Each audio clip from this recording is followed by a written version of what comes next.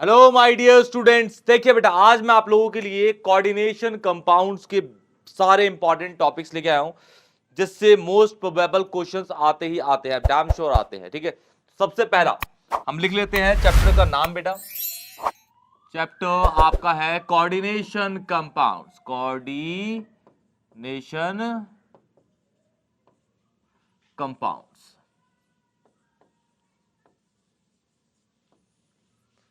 इसके अंदर सबसे पहला जो टाइप ऑफ क्वेश्चन है आपका नॉमेनक्लेचर का होता है। नॉमेनक्लेचर, और नॉमेनक्लेचर के किस तरह के क्वेश्चन आएंगे बेटा? जैसे सपोज हम कहते हैं आपको कोई भी स्ट्रक्चर फॉर्मूला दे दिया, कंपाउंड दे दिया, उसका आपको नाम करना है। ठीक है, उसका उल्टा भी दे सकता है। अगर आपको नाम दे दिया जाए और फिर बोले कि भाई इसका आपको फॉर्मूला बनाना है, तो वो भी आपको आना चाहिए, और ये इंपॉर्टेंट है। ठीक है, nomenclature to formula and vice versa, vice versa, vice versa. ठीक है, ये सबसे पहला इंपॉर्टेंट। दूसरा, अच्छा ये आएगा तो एक नंबर का ही आएगा, याद रखिएगा, एक नंबर का इंपॉर्टेंट है, एंड एक नंबर 1 मार्क्स का ही है। 1 मार्क्स, 1 मार्क्स से ज्यादा का नहीं आएगा, ये कंफर्म है, एक नंबर ज्यादा का नहीं आएगा। ठीक है, दूसरा अगर हम बात करें अब, तो जैसे कि पता है आपको वीबीटी, इसके अंदर सबसे इंपॉर्टेंट टॉपिक है वैलेंस बॉन्ड थ्योरी। ठीक है, वैलेंस बॉन्ड थ्योरी तो आपको करके ही जानी है। वैलेंस, या फिर ऐसे लिख लेते हैं इसको शॉर्ट में, ज्यादा टाइम लेंगे नहीं हम। VBT, valence bond theory. ठीक है, वीबीटी, इसके अंदर आपको क्या क्या दो कंपाउंड दे देगा, बोलेगा कि भाई ये कंपाउंड आपका पैरामैग्नेटिक है, ये कंपाउंड आपका डायमैग्नेटिक है, और ये आएगा 2 या 3 नंबर का। ठीक है, आएगा। ठीक है, तो और कौन कौन सी प्रॉपर्टी, जैसे कि आपको पता है बैलेंस बॉन्ड थ्योरी में आप कौन कौन सी प्रॉपर्टीज को प्रेडिक्ट कर सकते हो। पहला, कलर्ड बिहेवियर को, कलर्ड बिहेवियर को, कि भाई फलाना फलाना कंपाउंड इज कलर और दूसरा वाला इज अनकलर्ड, वाई।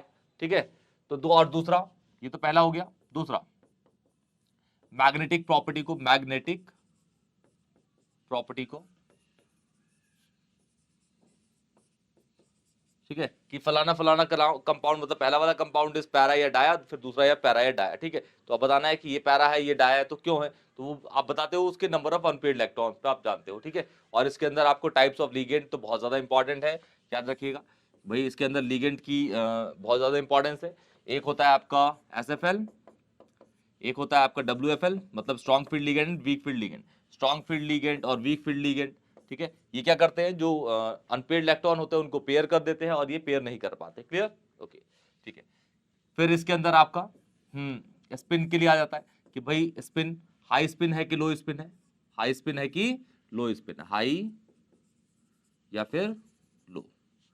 फिर ऑर्बिटल कॉम्प्लेक्स, ऑर्बिटल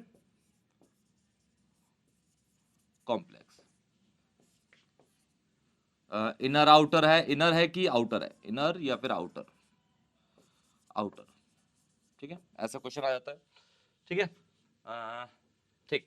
इसके बाद आपका इसके अंदर है आपका CFT का डायग्राम, याद रखिएगा। CFT, CFT इंपॉर्टेंट है। CFT में डायग्राम दोनों के लिए, टेट्राहेड्रल के लिए भी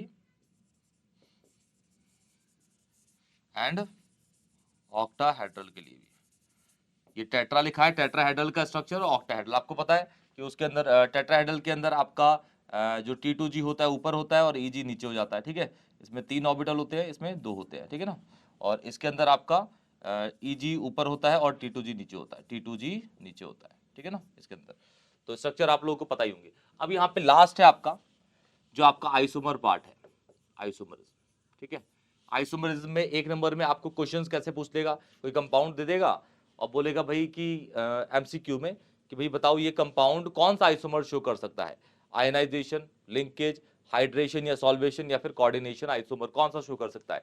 तो जैसे कि आपको पता है लिंकेज आइसोमर कब होता है लिंकेज आइसोमर तब कंपाउंड शो करता है, और कोऑर्डिनेशन जब उसके अंदर कोई भी एम्बिडेंटेड लिगेंड प्रेजेंट होता है। ठीक है, उसके बाद आपका आयनाइजेशन कब शो करता है, जब आपका आयन, जब आपका काउंटर आयन एनायन हो और साथ साथ में आपका लीगेंड भी एनायन हो, तब तो उन दोनों का एक्सचेंज हो जाता है।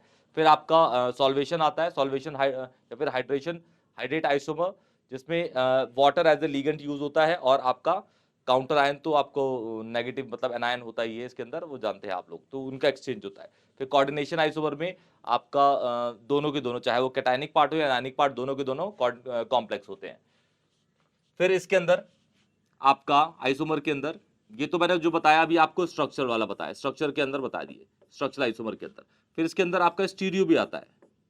स्टीरियो के अंदर आपका सिस, ट्रांस एंड फेसमर, ठीक है, ये दोनों के दोनों इंपॉर्टेंट है। बस इतना करके जाइएगा और इनके डायग्राम याद करके जाइएगा, बिल्कुल आपके एक भी नंबर नहीं कटेगा। क्लियर बेटा? तो कोऑर्डिनेशन कंपाउंड्स में ये आपके इंपॉर्टेंट टॉपिक्स है।